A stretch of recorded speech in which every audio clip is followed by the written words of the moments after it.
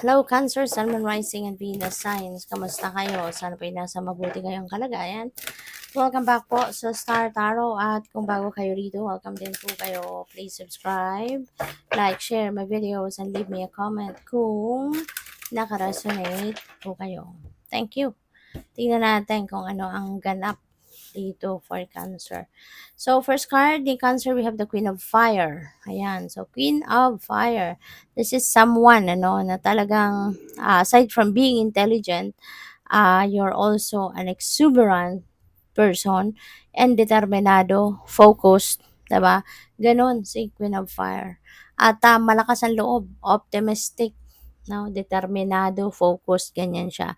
And this is what you are going to embody right now. So siguro ngayon talagang excited ka din, meron ka naiisip na gawin, may plano ka sa buhay. So you are becoming determined talaga and focused sa kung ano yung mga bagay na gusto mong gawin. You are really going for it at hindi ka magdadalawang isip, hindi ka magpo-procrastinate, but instead um, you will be pursuing whatever it is now that you are thinking na gusto mong gawin hanggang sa mapagtagumpayan mo ito.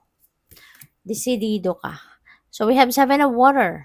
Yan, ang daming pwedeng opportunity na dadating at kaya siguro there are so many choices sa inyong harapan na kailangan mong pagpilian, 'di ba? Kaya maging maging focused ka talaga para alam mo dito kung ano yung makakabuti para sa para mas ma-determine mo kung alin dito yung best na pipiliin mo, ano yung best na kukunin mo, 'di ba? But yeah, don't overanalyze. Okay, don't overanalyze things kasi kapag nag-overanalyze ka, nag-overthink ka, ay nako, so, hindi magiging maganda ang resulta niyan sa'yo, 'di ba? Kaya straight to the point, focus ka lang sa kung ano talaga yung gusto mo, ano yung sa tingin mo yung makakatulong 'no, na mag-improve ka, makakatulong na umasenso ka, or makakatulong na matupad mo yung mga pangarap mo, yung mga gano'n, 'no? Focus kayo diyan. And there is synchronicity rito, we have 444. Ayan. So, baka ang 444 ay, baka plate number ninyo 'yan. Pupuwede rin naman na house number ninyo 'yan, or this could be, um, this could be something na lagi mong nakikita sa orasan or kung saan man kayo nakatingin. Maaaring meron kayong nakikitang 444 and there is a special message para sa'yo. Kaya pakitignan ninyo, i-Google ninyo ang ibig sabihin ng angel number 444 for more guidance. Kasi maybe that number also has something to say, 'di ba? The universe is using that number, that angel number, to send you a message. Okay? Or baka yung number 4 or na 444 na yan is a significant number para sa'yo. We have two of earth. Yan. So, talagang gagawa kayo ng desisyon. Two of earth is also in, decision making. 'Di ba? And that is related, no, to pag-aaral, related sa business, related sa trabaho, yung mga ganon, no? So, kailangan dito ng balanse, okay? You need to bring the balance back in your life kasi baka marami din kayong ginagawa. Parang ano din ito si Two of Earth um, multitasking, no? That signifies that you are multitasking. So, sometimes din, kapag nagmo-multitask ka, parang nakaka-drain din ng lakas yun. Kaya kailangan, na maya't maya nagpapahinga din kayo, maya't maya binibigyan mo din ng sarili mo ng space and time to breathe. Okay? Para nakakalma din kayo after a while. Okay? And para maiwasan na din ang pagmu-multitask ninyo kasi nakakapagod 'yun, kailangan siguro ninyo na tignan maigi what are your priorities, 'di ba? What your priorities are at ilagay ninyo sa tamang kalagyan ang mga bagay-bagay, 'di ba? Kung hindi naman masyadong importante, dun muna sa back burner 'yan ilagay. Wag mo nang isingit diyan sa number one priority mo kung hindi naman talaga siya importanteng-importante, 'no? Para magkaroon kayo ng time, 'no, para sa lahat. Kasi kapag may imbalances na nangyayari, 'di ba, dun nagsisimula ang problema. Kapag merong mga areas of life kayo na nakakaligtaan ninyong asikasuhin, gawin, diyan nagkakaproblema. Alright? So, tingnan natin kung ano pa ang ganap dito for Cancer. And by the way, maraming salamat muna for subscribing. And if you haven't subscribed yet, subscribe na kayo. And also, maraming salamat din for not skipping the ads. Malaking bagay po yan sa akin. And also, please click the join button sa baba ng video kung gusto po ninyo na mag-join sa membership. Okay? Thank you. So, we have flow. Ayan, just go with the flow.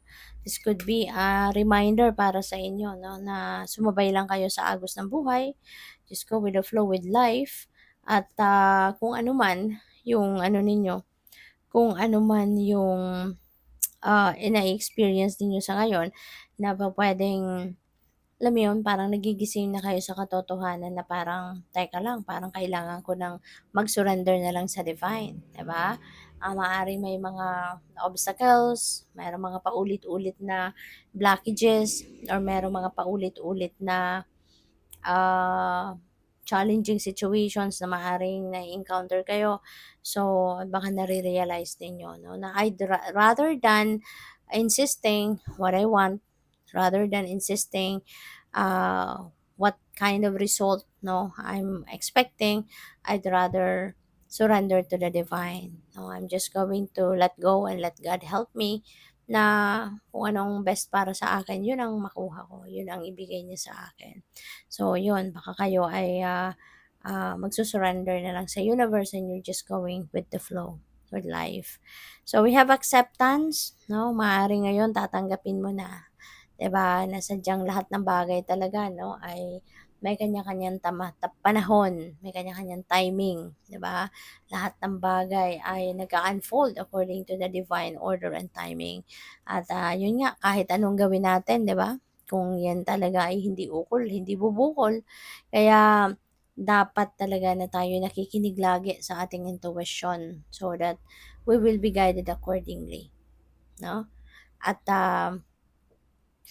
lagi na lang natin na pakinggan, no, yung lagi nating papakinggan kung ano yung binubulong ng intuition natin, because that is also something, 'di ba, na magpupush sa atin kung saan tayo dapat pumunta, ano dapat nating i-priority, ano dapat nating gagawin. Okay? So, we have courage. Maging matatag, maging matapang daw kayo. Ano? Maaari, related yan dito sa mga choices, no, na kinakaharap ninyo. Baka may mga opportunities dyan na ino-offer sa'yo, pero maaaring nagpo-procrastinate ka because natatakot ka. Baka feeling mo, hindi ko kaya to, or kaya ko ba to?